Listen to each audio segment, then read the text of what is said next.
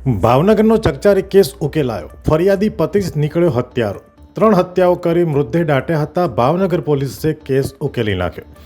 ભાવનગરના કાચના મંદિર પાસે આવેલી ફોરેસ્ટ કોલોનીમાંથી 3 મૃતદેહ મળી આવતા ચકચાર મચી હતી અને પોલીસ હત્યાની દિશામાં કામ કરી રહી હતી. તેમાં શંકાના દાયરામાં ફરિયાદી ફોરેસ્ટ અધિકારી જ આવતો હતો.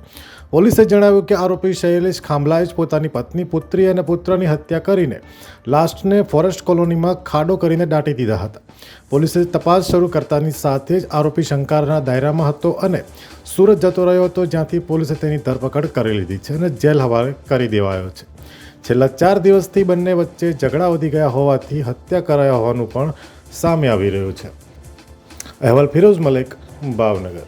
અમે તમને આપીશું પળેપળના સમાચાર. જો તમે અમારા નિર્ભય માર્ગ ન્યૂઝ ચેનલને સબસ્ક્રાઇબ કર્યું નથી તો અત્યારે જ નીચે આપેલા આઇકોન બટન પર ક્લિક કરીને સબસ્ક્રાઇબ કરો અને શેર કરવાનું ભૂલશો નહીં.